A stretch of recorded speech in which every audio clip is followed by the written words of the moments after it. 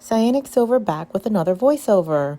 I gave my voice a break for a long time. Wanted to try something new. Alright, this is some of my own Hunter gameplay. I'm Hermit on Leo's memory, as you can tell.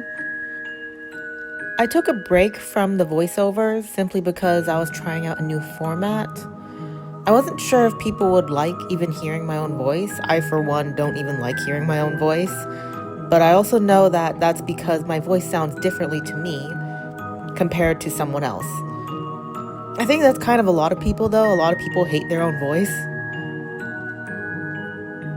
I've talked to a lot of my friends, and they say the same thing, but I find their voice is just perfectly fine. So yeah, also, not only that, I wanted to give my voice a break and just try something new. And also, it was easier to... what's the word? I don't want to say produce. I guess an easier way to say is edit. It's easier to edit videos without voiceover. Because with these voiceovers, I'm also thinking about what to say. And even though these are unscripted, I try to minimize how much silence there is.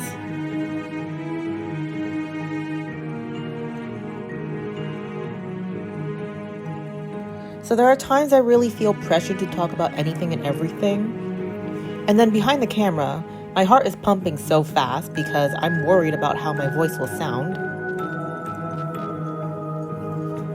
And yeah, the charge attack is really something I recommend for all hunters. And Hermit's charged attack is, I think, one of the longest, as the furthest range of the hunters.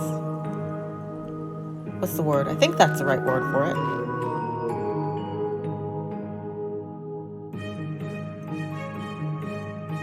But also here, it's very wise to switch targets if the current one is being too pestering? Bothersome. Bothersome is a better word. And that's what I did. Switch from Psychologist to Seer.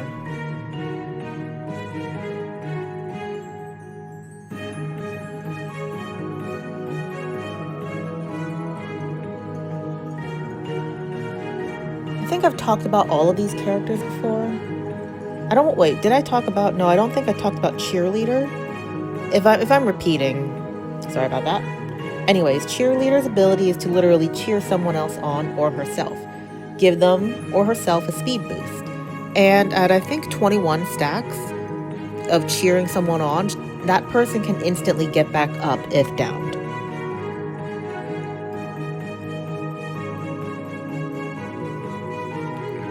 Anyways, one thing that I like to do is that whenever I'm Survivor and I know the Hunter is playing Hermit, I pick Prisoner solely so I can roleplay into the fanon version of Hermit and Prisoner being a father-son dynamic. It's based in their lore. They were teacher and student. It was teacher-student dynamic, and canonically they did not go so well, but in the fanon world, they're adoptive father and son, and it's just so cute. I've actually been in fandom for a long time. I've been in and out of many. Some I just grew out of, some I'm no longer interested in. And I have to say, I definitely did have a very cringy phase where I was into anything and everything, including some weird stuff. Some very, very weird stuff. But anyways, that's in the past. That's in the past. And whenever I play Alva, whenever I play Hermit, prisoners do not get an easy pass just because I really like the dynamic of Alva being a good dad to Luca. Also, it took me so many pulls just to get the Winter Cicada skin. I really like it now. Oof. Yeah, I've had a fat finger misclick before, Prisoner. I did that sometimes. Also, it took me a shamefully long time to learn this, but Hermit's base attack does 1.2 damage instead of the usual 1. It's why I was so awkward with some of my attacks before now, and probably even after now. I'm still so used to the Hunter's base attack doing only point of damage instead of 1.2.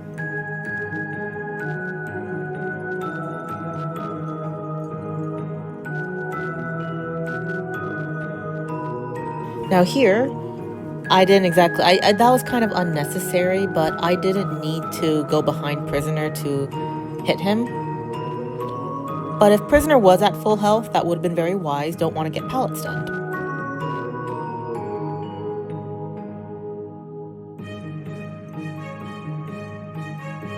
Now here is also a sort of mistake that, oh wait, I know. And here, I don't get this. Sometimes survivors, when they get chaired, they just leave the game. So when someone does rescue them, they just stand there in front of the chair. I'm not sure what Prisoner was doing. I'm not sure if their player really did go away, or if they just went up, grabbed a cup of water, and then left. And that's why they left. What Cheerleader is doing, the lockers can be used to get rid of the charge from Hermit's staff attack. Electrical charges. His staff, the polarity, that's the word. Anyways, one mistake that the survivors did is that they decoded the ciphers so that the last one cipher that needs to be completed are all clustered on one side of the map. So that's going to make it difficult for them to complete it because the hunter is going to be camping all three. And I think what makes it extra difficult is because it's Hermit, and Hermit slows decoding progress already.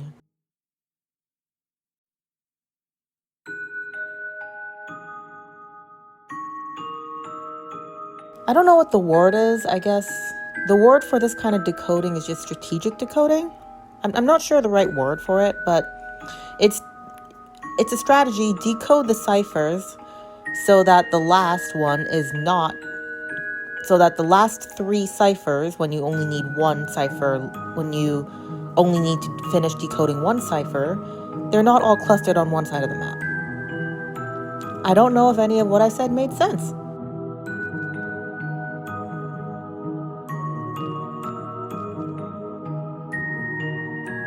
But here, they're going to have a very difficult time decoding that last cipher.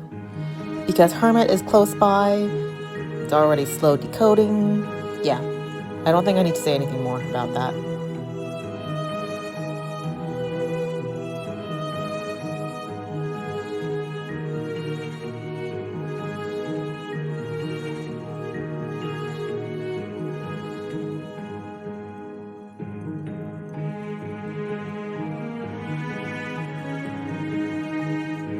Oh, right here. Seer was at 21 stacks or more, so they were able to immediately get back up and continue the kite. And I actually don't think I have anything else to say for the rest of this. It's just going to be me camping these three ciphers and giving these last two survivors a really hard time. Or rather, a run for their money. So I'm just going to let the rest of this play out without any commentary.